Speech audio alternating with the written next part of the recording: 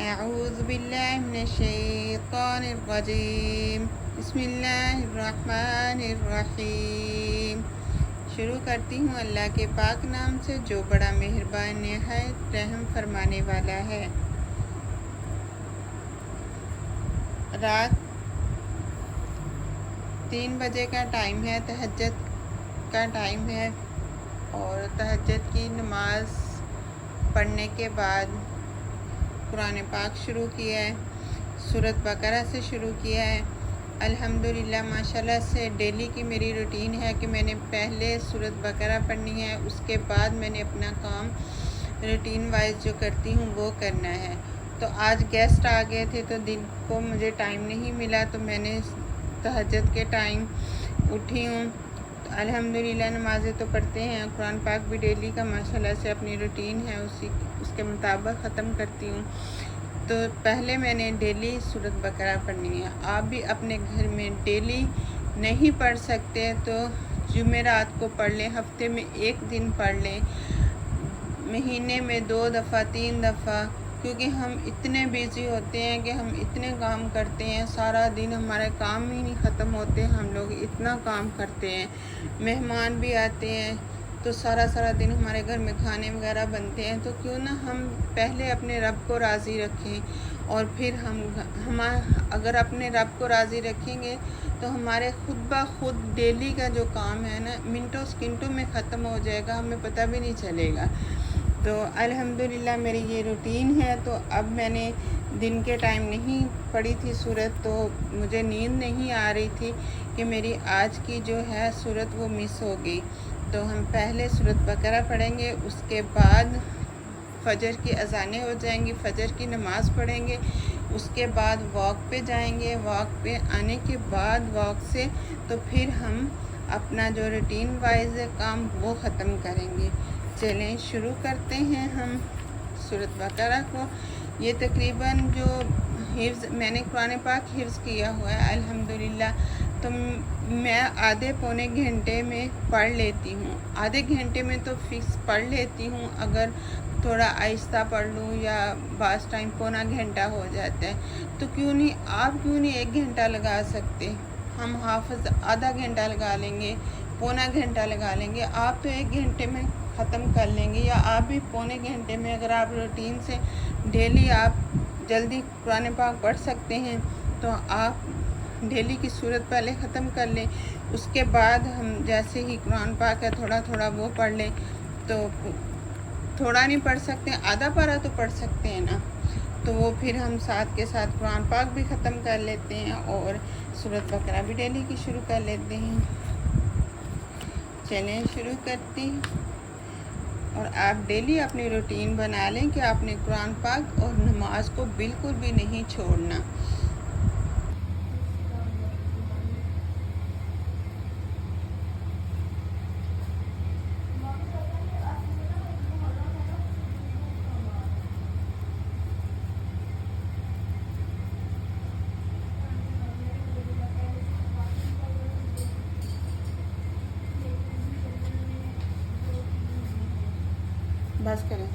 बस करें।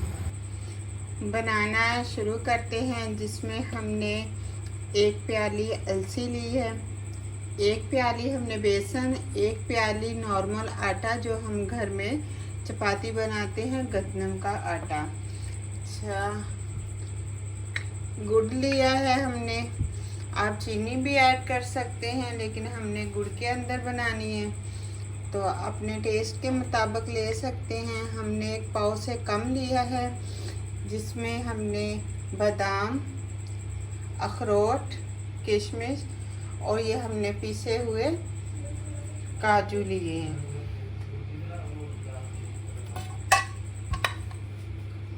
अब कढ़ाई के अंदर हम ऐड कर लेंगे अलसी। अलसी हमने पहले ही साफ़ कर ली थी।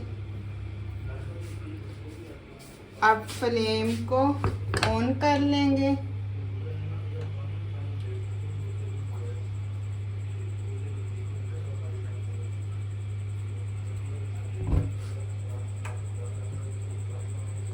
कढ़ाई को हमने चूल्हे के ऊपर रख लिया। अब हम रोस्ट कर लेंगे।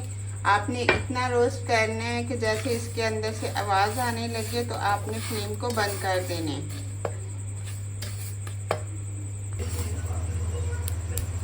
ये देखिए इसके अंदर से हल्की हल्की सी आवाज़ आने लग गई है।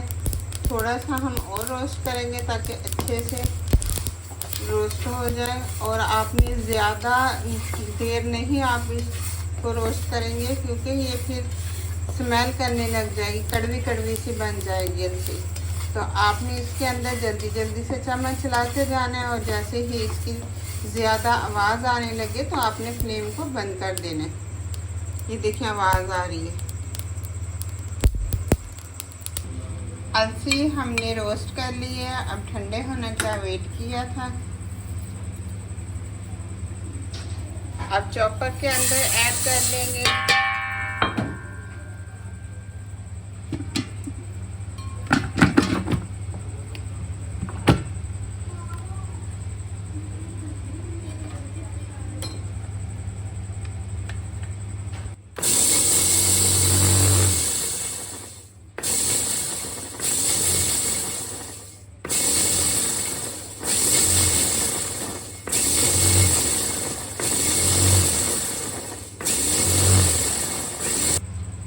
उसी पैन के अंदर बेसन ऐड कर लेंगे, आटा ऐड कर लेंगे। अब इसका हमने इस तरह से पाउडर बना लिया है। अब निकाल लेंगे हम।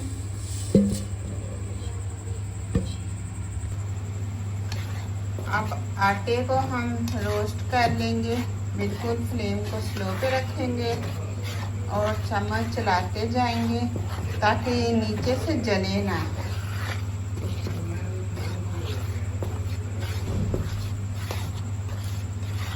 लाइट सा ब्राउन कर लेंगे।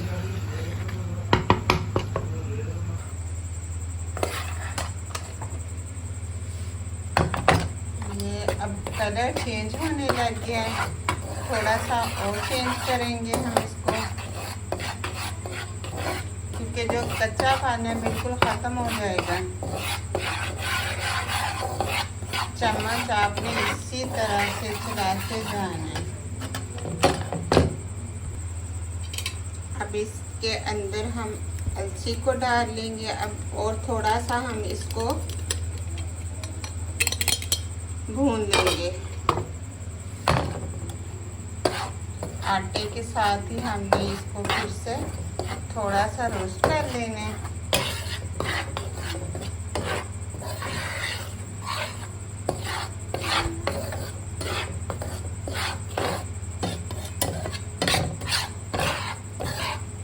अब दोनों की बहुत अच्छे से खुशबू आने लग गई है क्योंकि मज़ीद जो कच्चापन होगा दोनों चीज़ों का ख़त्म हो जाएगा।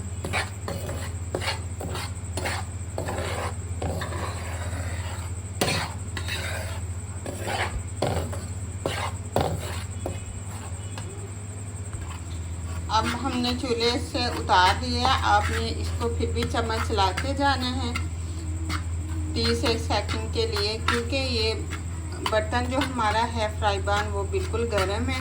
तो अगर हमने इसको इसी तरह से छोड़ दिया तो वो भी नीचे से जलने लग जाएगा। तो हमने जल्दी जल्दी से चम्मच फिर से चला देना। अब ठंडा होने का वेट करेंगे। अब जो आटा है इस तरह से हम किसी भी बाउल में निकाल लेंगे।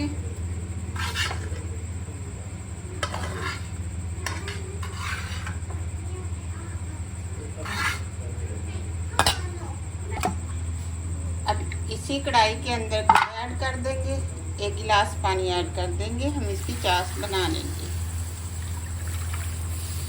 शीरा होने का हम वेट करेंगे। फ्लेम को ऑन कर देंगे।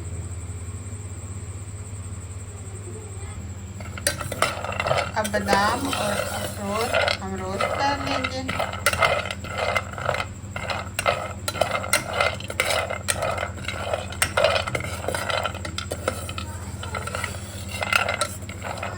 से 40 सेकंड के लिए हम इन्हें रोस्ट करेंगे।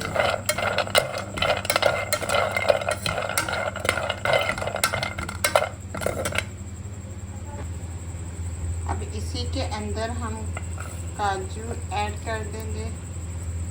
काजू और पिस्ता था हमारे पास, वो भी हमने इसी के अंदर ऐड कर दिए। अब चॉपर के अंदर ऐड कर देंगे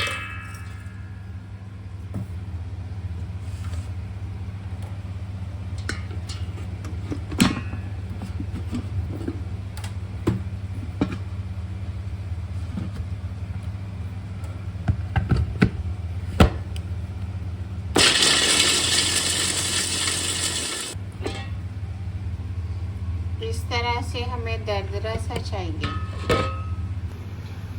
अब गुड़ इस तरह से मेल्ट हो गया बिल्कुल, और देसी घी ऐड कर देंगे 1 पाव।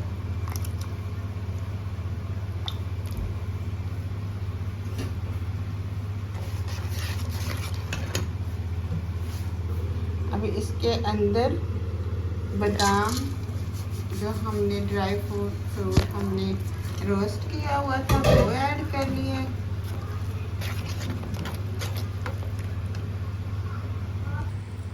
अब हम इसके अंदर आटा वगैरह जो रोस्ट किया हुआ था वो ऐड कर लेंगे। जल्दी जल्दी से हम चम्मच चला देंगे, फ्लेम को हम बंद कर देंगे।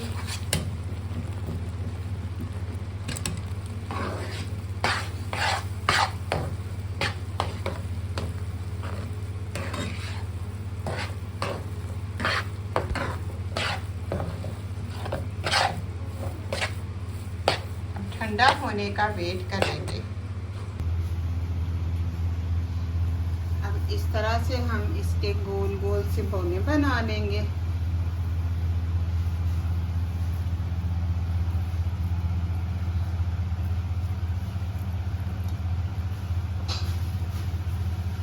देखें बिल्कुल इस साइज की हमने